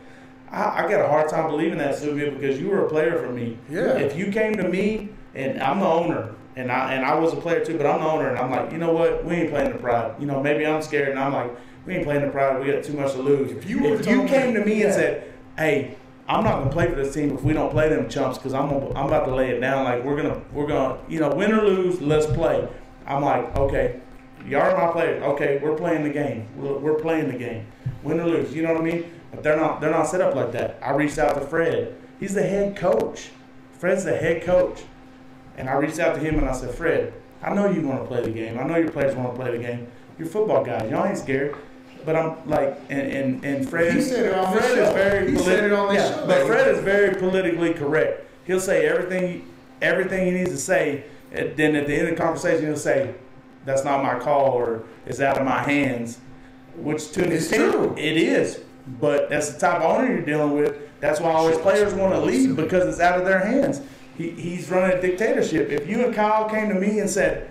And I was on the opposite side, and I was saying, no, I don't want to play the practice. If we lose, shit, we might lose. Stupid. Yeah, whatever. I would say, if y'all told me if one player was going to quit because we weren't playing them, I would say put them on the schedule, which they'd already be on the schedule because I ain't built like that. But dude, that's why Seth's leaving. That's why those guys are leaving because they're seeing that they want a paper championship. They're in it to make money. They're in it to look good. They don't want to compete. They want to get. Hey man, if we just get to the semifinals, it's just hype. If we just get to the semifinals and lose to the Bullets or the Vipers, hey man, we had a good season. We made money. Our sponsors are going to come back next year. Damn, if we lost to the Drillers twice and didn't make the playoffs, ooh shit, we may have to call up shop and leave town because every other team we've worked for kicked our ass out of town. You know this shit. I've been telling Fred from the get-go. They need to pay your ass for fucking being there. For the simple fact is that they're using him as a marketing. No, they're using him as a marketing tool. Yeah, he's marketing tool. But he's selling tickets. Right, because he's Fred. Because it's Fred fucking Fred. And I've been telling him that's my boy. He's my brother, and I've been telling him they need to pay him. He's like, well, they ain't want to pay me this shit. Fuck that. Hey, let me tell you. Let me ask y'all a question right now. Where I can see both of you guys' eyes and ask. Let me ask y'all a question. I love Fred to death. I wish he was still with the Drillers. He left the Drillers. That was his choice. No hard feelings. I still talk to Fred when I see him in person. When we cook out of my work and got leftovers, I take Fred a plate. I mean, we're cool. Me and Fred are cool. That's outside of football. That's real life. But let me ask y'all a question. If I don't know how to word this, I'm just saying the way it is with them and Fred. Like the way I look at it, like Fred has played D-line or O-line his entire life, right? D-line. Never played O-line. D-line. I thought he's always played D-line, but I thought that Reed said something on the last show about him playing O-line, so I was like, maybe I'm speaking on something I don't know. Fred's a D-lineman, you can tell it. Born and bred D-lineman. To me, Fred Thread could be the best D-line coach in all of semi-pros. To me, Fred Thread is not built to be a head coach. I just don't see Fred as the motivational speaker before the game, and I'm not saying that has to be your head coach. Right. And I'm not knocking Fred. I love Should Fred be a player. Death. No, I love Fred to death. But I'm like, why not have your talents more zeroed in on that D line? You have the best. You can have mediocre D linemen, and he can turn them into all stars because of what he knows. It's the same thing with you. I would rather have Subia as my O line coach than a head coach. Even if I could promote it as, this is Steve Subia, Allen Trophy candidate. You want me him to teach my whole lineman how to play O-line. That's what I want. You want me as receiver coach, the hands coach. I want Kyle as a receivers coach because if he can catch a ball with them hands, he can teach anybody how to catch. It's well known that I do not catch. So the few times I've had interceptions. Kyle, show everybody the jersey, man. Oh, that's pretty sexy. Hey, he can catch the fucking net. Hey. I'm looking good this thing. I ain't lying. Hell on Spanish. You're only 2% fucking body, man. Of course you look best shape you've been in a year. It's because I CrossFit. Go be a fucking. I can still bench press over 400 pounds. I figured I had to find out the other day a little thing. And you don't weigh that much. What? When you did bench 400 pounds, how much did you weigh? You didn't weigh that much, right? No. He's way heavier. You didn't do CrossFit, did you? No, but now I can lift heavyweights and run. No. For a long time. I don't get tired no more. Subia, quit raining on a man's parade. Hey, Okay, Kyle, I made a post today about how much time we would spend on this discussion, so let's wrap it up on the pride. But I do want to say that's all the spill I got on that side of it. I do like me and Rich, like Rich is my boy. Like I said, he was one of the first players that reached out to me. I always looked at him like a little brother did, and the whole way the deal went down with him. I mean, we're still cool, but it's one of them deals like it ain't ever gonna be like it was. Shadester kind of. No, I mean, he didn't do anything shady. Right. It's just one of them deals that ain't ever gonna be like it was because Right. you know, like me to you, like I just feel like if you were gonna do that, you would have told me. Right. You know what I mean? Yeah. And he's mad because I didn't answer my phone for a day and a half because I was at my aunt's funeral in Amarillo, and it was like got blown into this big deal, right? That's when somebody was sending me pictures of him at their tryout signing papers. I'm like, whatever. Treehouse. Anyways, so I just like, you know, I ain't mad at Rich. Everybody's got to do what's best for them, what they see is best for them. Right. Rich That's is a cool. pretty motherfucker. Huh? Rich is a pretty motherfucker. What? He's pretty. He's Like a good pretty looking. Like motherfucker. don't have much No. hair on his body. Hey, we're talking about Rich Garrett. Yeah. Yeah, he likes He's a him. motherfucker. When he wears that Rich. Batman shit, Yeah, he knows. Oh, when he wears the mask. Yeah, okay. No, it's making sense to me now. I can sell him a prison for 2 cartons of smoke and some hot pockets. Hey, Rich is pretty when he wears the Batman mask or a football helmet with a full visor. You know what, He is Rich? pretty You know bad. what, Rich? I seen you on. Hey, I want to say something about Rich though. Is Rich? That's my boy. We don't remember Yeah. what Rich says. We have footage. The only championship that really mattered to me was San Antonio. The second 2011. time we got what, like that fucking- throttle fucked The first time we the got first one, and then manhandled. and I gave like a sweet ass Forrest Gump speech that was dope as shit at halftime or third quarter, Ran my day card. and then we scored 14 points. Just saying. I mean, we scored some points, and then we came back to beat him, and we were like running the table on him first half, and then Yeah. Coach just quit. And Coach T's even admitted, he said, I don't know why I started throwing the ball. We were taking chunks out with Chad, but Rich is getting 8 up on cover 2. Yeah. We were in cover 3. I look up, the ball's over my head. I see Zim running Yeah. across the field. Dude, Rich is right beside me because he was not playing the play. He was playing cover 2. No, here's what happened. Defense was playing great. The defense, we shut them down. Remember, it was 4th down, and their coach was pissed at their quarterback. They had a quarterback, white boy, played at Eastern New Mexico. He was pretty good, but he was short, kind of chunky, and he was more of like pick him apart. He wasn't their deep ball guy. So they went for it on 4th down from like their 30. I picked him off on the 50, and obviously I'm not fast by any means. I ran it back to like the 38, 40-yard line. Next play. So now we're up. At this time we were up 17-14 at that time, and I don't know. I want to say 2 or 3 minutes left in the game.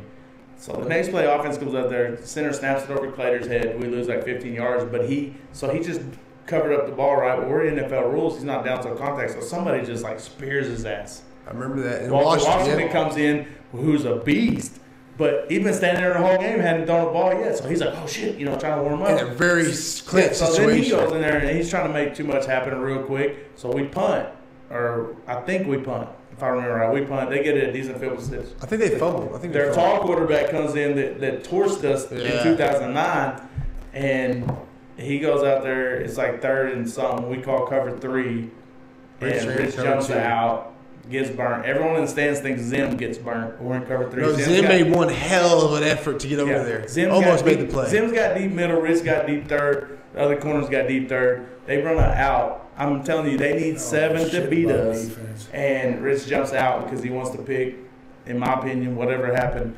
But he gets beat over the top. Zim's chasing dude. So after the game, everybody's like, oh, Zim, this. I'm like, it wasn't Zim, dude. No. He was trying to save the Yeah, game. if you But, knew what was going on. but, you know, that's a cornerback's mentality. They're rolling the dice. It's risk reward. Yeah. In Rich's mind, I'm like, he's like pick 6 to win the game. Yeah. In most normal people's minds, like, we're already winning. Just, Yeah, hold it down. Bat it down or let them overthrow him. You know what I mean? Anyways. That was the one I wanted to win because the one we did win, I ain't lying. I still have That's the best chance we had to win a meaningful championship. I don't have a ring for it. We won one in 2014, but honestly, that was like winning a conference The paper championship. champ. I'm not gonna water it down. It was. They had to put. Hey, it was the same thing as the RGFL championship last year. We had 8 or 9 teams.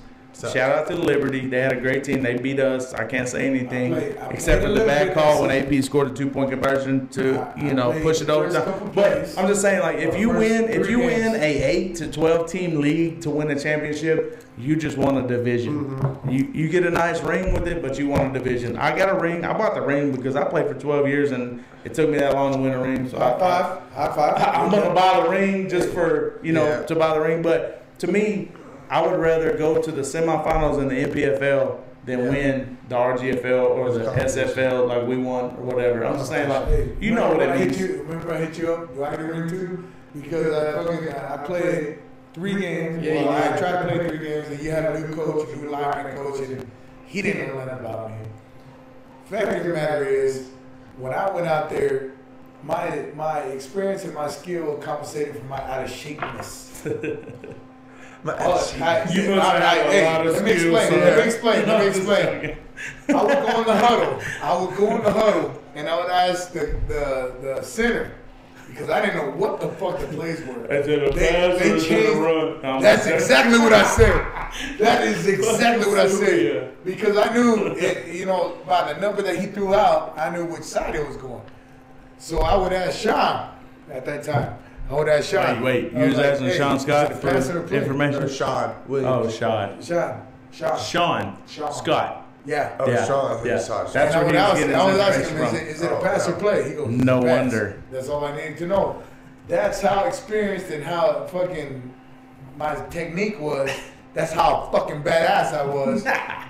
That's all I needed to know. And I go from there. Also, that's your man child. Now when it came down to fucking pulling and all that bullshit, I was like, hey, I didn't know. Hey, I didn't sign up for all this pulling shit. I didn't sign up because I would literally get out of the oil field, didn't warm up. Y'all would already fucking be playing. I would get out of the oil field, get dressed up, and go out on the field on the side. Carl's like, tell me something I ain't ever heard before. That's what I love about the drillers. And honestly, I don't know if Kyle remembers this, but I put out when I had like the little followers on Facebook, a group. TJ Barber was one of them. I was going after him hardcore because at that time he was the best running back that I knew of that was still around. And so I put out a deal for like 4 or 5 names for the team. One of them was West Texas Drillers. I mean, there was West Texas Thunder. I mean, there's a couple random names.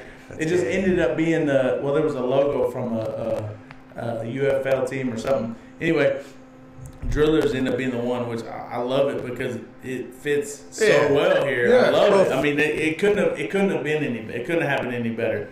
But I just think it's funny because literally we would have drillers, Chad Thompson, coming straight off the drill rig, straight to the game. Like, Chad rode his motorcycle to the game from the rig with a gun in his vest. You know what I mean? Like, it was like, it was the best definition of semi-pro to me. Oh, because it's so these funny. dudes worked so hard. Like, and I'm not knocking the Dallas guys and stuff like that, but them dudes was working at T-Mobile and shit like that and going to the game. Yeah, you're right. I'm just saying, like, the dudes for our team, like, it's legit. Dude, what's funny is Like, dudes would come in the locker room in their steel-toe boots and jeans and a wife beater covered in shit and put their uniform on and go out there. Chad would, the best thing. you would do it too, and I'm sorry I don't remember your stats. But Chad would do that. Chad would do that. He would show up after we did a warm-up. He would show up, take his shit off, and put his uniform on and go run for 300 yards and 4 touchdowns. And I'm just like, dude, hey, you forgot to stretch. I don't have no stats. Dude,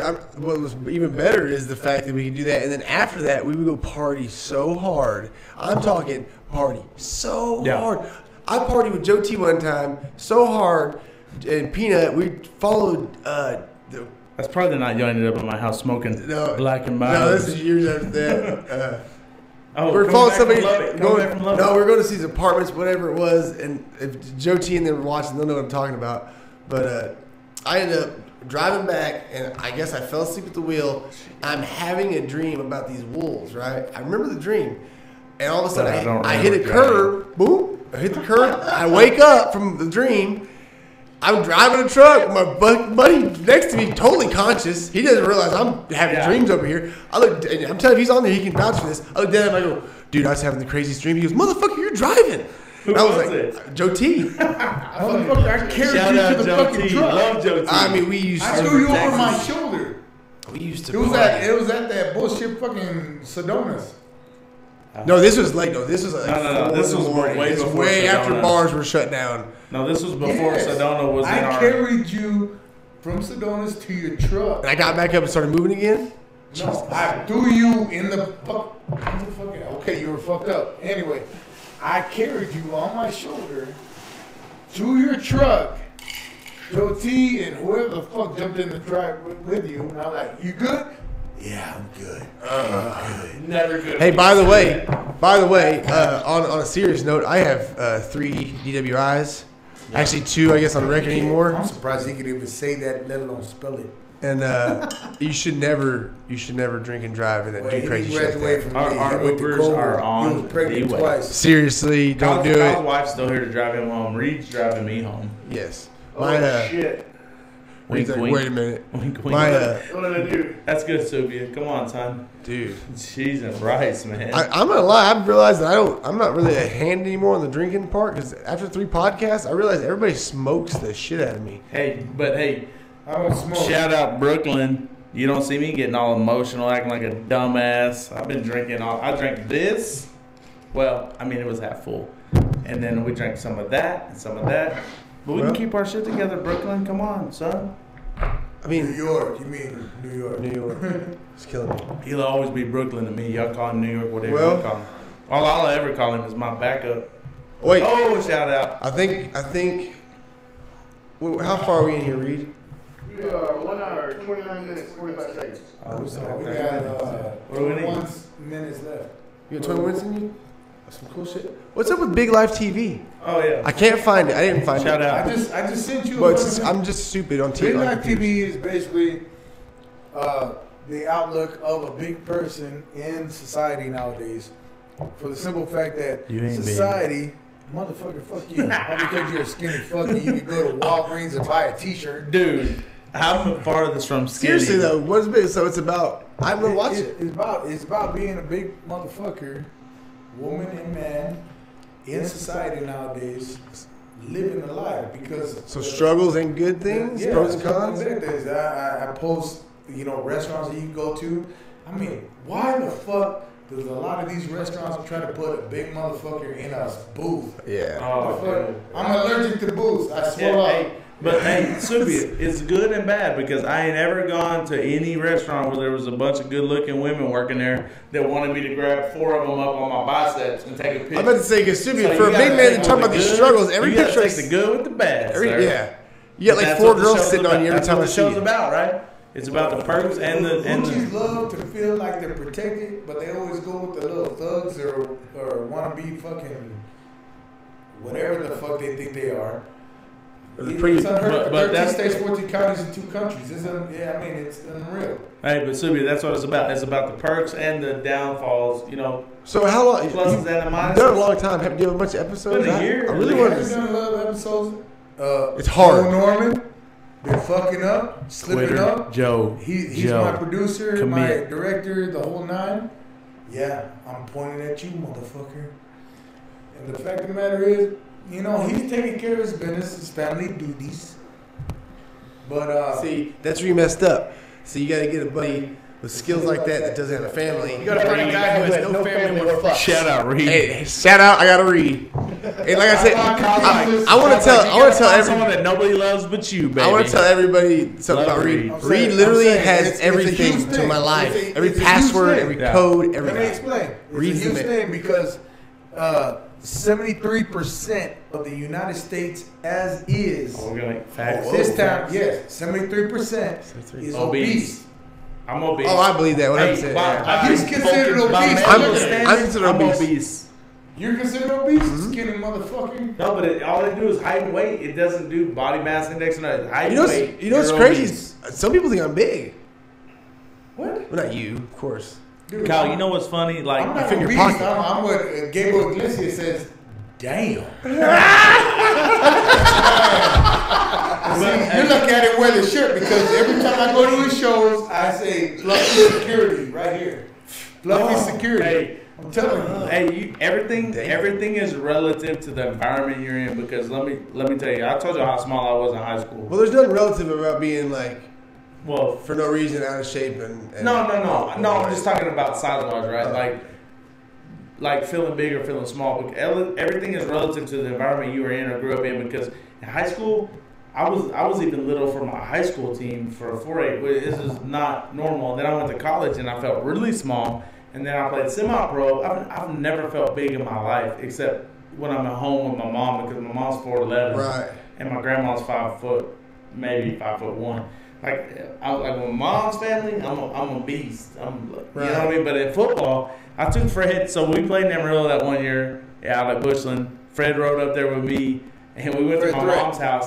And my mom, like in Amarillo, like Amarillo's weird, man. It's not intentionally like segregated, but you know, like the north side, that's where the black people live. The east side, there's Spanish people go to Caprock, and then the far east side. Hold on. I don't know any Spanish people.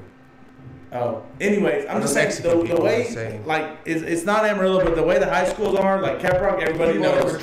Everybody knows Caprock is the more Hispanic side of town. You know what I mean? And PD is the more black school. Tasco's and Amarillo High are kind of mixed, and Randall's kind of like the white school. Like I went to Randall, I went to school with like 6 black people, and 3 of them were brothers and sisters. That sucks. No, it doesn't. This remote ain't working. No, but bored, motherfucker. That's to the point. I'm trying. Now you made me forget my point. So my mom is 4'11", little bitty ass white lady that worked at a fiberglass plant, and I show up at her house for a football game with Fred Thread, 6 foot. She's like, 900, oh my god. And she's just like, oh. I mean, I told her, hey, me and my boy are coming, blah blah blah, whatever. But she don't register. She never seen something like Fred. You know what I mean? She was like, and he goes in there and he gets on, like, lays on the bed. And he starts texting my mom like, oh my god, that is a big person. That's a big person. And my mom is like one of those people that just whatever pops in her brain, she spits it out. Like, hey, oh my god, he's so big. You know, I never felt big in my life because I've always been around football players, huge people, and I'll go places and they're like, oh man, you're big, and I'm just like, I feel pretty little, honestly. You know, hang around dudes like this and Fred and Country. I don't got no fucking name. Yeah. I'm just saying, like, do you feel? No, I've never felt big. I've never felt like that in my life. And people are like, man, how much you weigh? 220. You're big. I'm like, no, man, I'm not big. I know a big guy though. I do know a big guy. Hey, the first year of semi-pro we played the first year. They were trying to run us out of the league. We were the only New Mexico team in the league. Every team was Texas. We were the only New Mexico team. First game they sent us to Abilene to play the Texas Crush, who won the championship the year before. So they got these fullbacks that are like 5'9", like 260. I'm 219, middle linebacker. My outside linebacker is 185 pounds. They run ISO. That's all we practiced was going against ISO because I never played against a team that ran spread ever. Yeah. In high school in Amarillo because it was so cold. Everybody ran the I. Everybody did. It was just like, who's bigger? Windy. Anyways, so we were hitting these dudes. About halfway through the game, this fullback goes up to me and my boy Zach. How much you weigh? I was like, I'm 219. And Zach's like, 185. He goes, y'all heavy. He's like, y'all. This dude's like 260. He's like, y'all heavy, because we were just like every play hitting him. He's like, y'all heavy. He just kept saying that. If I was 250, I would fucking model. You would, if you were 250, your head would look like this guy. I wouldn't be able to model. Hey Reed, are we ready for a Subia shine down simple man? I'm just saying, if you're 250, your head would be way too big for your body. Kyle, I think we're ready for a Subia shine down simple man verse. I think we're ready. I think we're ready. I heard. I was taking a pee earlier, and I heard it through the walls of the. Hey, we're gonna take you to a commercial break. This is my boy Steve Subia. He's gonna sing "Simple Man." Big Live He's gonna sing more of the shine down version. I heard it from the bathroom earlier. Let's get it, Subia. Acapella. Yeah, it's through like 4 walls too. So people. Acapella. Do it, big son. Right here, you got. There's only like 10 people watching. Make it happen. Mama told me when I was young, sit beside me when I was my only son. My only son. National Anthem 6. Never mind. He's not. He's even done. It's over. He's done. Quitter. I do want to say this though. Look, hey, I try to throw you out there, and you do me like that. Well, check it out. That's the type of shit I do. Drink 2 bottles. Yeah. Hey, he has been turning that Jameson up.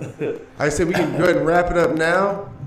Big Live TV. I'm gonna watch it. I tried to watch it before this. I sent a link to you with me and Ricky Green. We're gonna. Shout out to Ricky Green. So is it big and little? We're gonna help you. We're gonna help you figure out editing so you can make some of your own videos. Because it's stupid you don't. No, it needs to because Joe Norman. Quitter.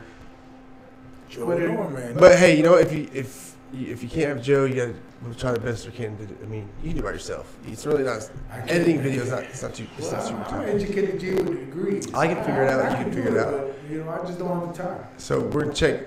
I'm gonna watch it. Watch the Drillers play football. I like the new jerseys. By the way, Sick. this bullshit. I'm not playing this year, and he's got these dope ass jerseys. Mm-hmm. It doesn't look good on me though. You My should be recurring very- tactics you should know be no very- bounds. Hey, shout out to all the old school drillers that have been watching. Jerry Don, D-Zach, Yeah, Pat guys, love Lindsay. you guys. I'm not watching. Reed knows. Oh, yeah. Who been talking shit? Who There's been a talking shitload shit? of Tell me. Everybody. But I also want to point out to the new drillers, you better fucking show up this Yeah, weekend. hey, Hey, new drillers, quit being some bitches. Who's I'm been gonna tell talking you shit? right now. Who's been talking shit? So Hey, call you them out. got big shoes to fill. Like the old school drillers, I'm telling we you right bang, now. dude. They may show up to the game and cuss your mom if you don't do it right. Tell me who's been talking shit. Look, they all went on. I'm thinking about maybe playing just so I Kyle's can. playing. He ain't thinking shit. Brandy, It's all about Brandy, we respect. love you. It's Thank all you for about letting Kyle respect. play this year. He's gonna. I promise I'll use him sparingly so he don't hurt his old ass knees and shoulders. I'm gonna tell you something right now before we wrap this up completely. On that note, the only thing I have good about football that I'm good at is I've always been durable. I always show up and go Dude, your through. shoulders dislocate every time you hit Nasty. somebody. That's I never terrible. missed one play. I'd pop it That's in true. and I'd go That's play it and true. just dangle it around. But It's Kyle, been nasty, man. Kyle. You always brought the pain. Lee Rebels. You always brought the pain. You fucking never back down from shit. Shout out BT. That's about you. B team. B team. Hey, B team. Hey, Reed, I'm not gonna lie. I was on a B team every year until halfway through my freshman year. I I was on the B team my freshman year. Yeah, we were- I was on the B team in 7th and 8th grade because I failed out after 6 weeks. Me and Reed were born in the darkness. So my freshman We're all year, adapted to so it. my freshman year, I was on the B team because I wasn't there for 2 days because I was out of town visiting my friend in Oklahoma. So they lined the like 5 or 6 dudes that didn't do 2 days. They lined us up, and they were like, "Why didn't you go to 2 days?" And the dude right before me, he's like, "I was on a family vacation in Hawaii." And they're like, "Why didn't you go to 2 days?" I was like, "I was visiting my friend in Lawton, Oklahoma." Like that sounded so lame. Next to I was on a family Hawaii. vacation in Hawaii. Like you're on the B team. And if you had any But I was brains, always on the I B would've team. said I'm like, cool. funeral. I totally expected to be on the B Funeral. team. That's what I said. No, but I'm a criminal-minded person. Funeral. Hey, Is that where you were? No, 2 but weeks funeral of sounds the like a B good team- reason to miss practice. 2 weeks of the B team started slaughtering the A team. They were like, "Hey, you on the A team?" I can always Halfway say through my freshman year, they were like, "This dude's I was not number good." 7. I can always say, look. I can always say I was number 7. The only number 7 Mexicano on the A team or fucking starting Your squad. jersey number was 7. Number 7 with the blacks and the whites. There was only 7 Mexicanos on the starting team. Oh yeah, That's a Middle lot for a League. football team, man. Hey, For real? In West Texas. Hey, How many Subia, Mexicans- You know what I mean? We had probably one lineman. That when I was in that high was school. Juice. No, I'm talking about my high school Juice. team. Oh, Shout out In Juice. Amarillo. Juice usually watches Seriously, this. dude. Juice Like, is one of the my best. high school, so Jesse and Jamal Honeycutt was Jesse Honeycutt went to A&M, played linebacker. He Beast. sounded like a cereal. His dad played. No, his dad went to camp for the Cowboys. No, his dad was legit. And then there was the Bensons, who their dad was a doctor and had 8 kids. So there was 2 black families at my school and like 12 kids. That was it. That was the black kids at my school and Arthur Johnson, the one like rogue. Yeah, Random see, that's black why. That's why my. It's crazy, my, dude. My wife was wanting to go to Greenwood When move her house to Greenwood. And I said no, and she was like, "Why?" I I was like like, versatility. I went to Lehigh where I had 1,200 people in my graduating class. I think. You don't want your kid to go Right? to Is college that where you had, like, and 1,000 go to people in shop graduating class? immediately. But my cousin just graduated from Greenwood, and he's doing all right.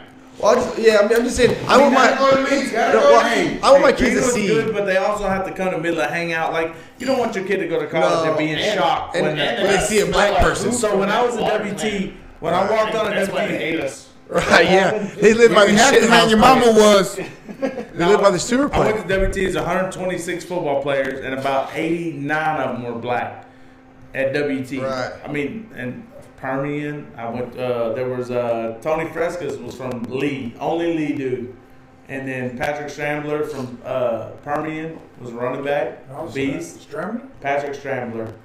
He's related to. I figured. Prince. Oh, yeah. Prince Stram. His dad, King Stram, I'm his sorry, dad King was- Stram. You know what I love the most about it? When his dad came walking through the dorms, I was like, damn, this dude just, like, his dad was Jack. Dude went to camp with the Cowboys, played at Arkansas.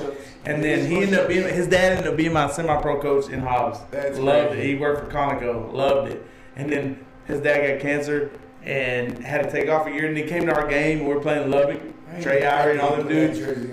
I put it on. Subia, it's right there, son. 4X. 4X. You can. I haven't won 4X since fucking high school. Do it. Hey, You don't know that. I ain't Shannon, gonna make that look like a halter top. I'll make like 2 good plays, and his dad's on the sideline, like screaming top his lungs. He's like, "I pay to watch you play. I pay to watch you play." It made you fucking million. Oh, dude, that was it. That was it for me. I was like, I can retire.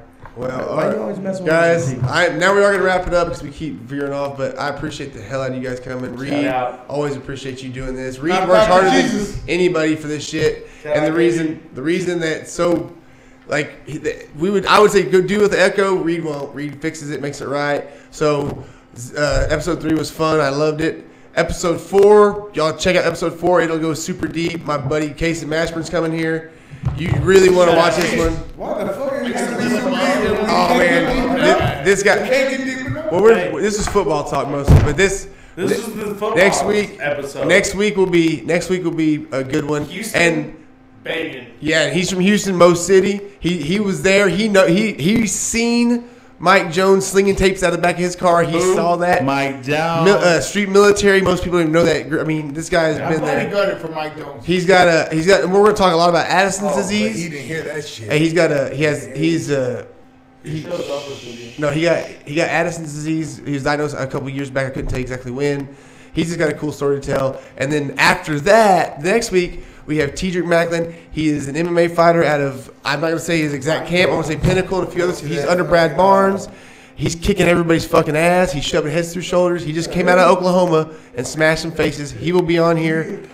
And I actually don't know him as well as anybody else has been on my podcast, so it'll be really fun to have him on. I appreciate you guys. Till the next one, peace.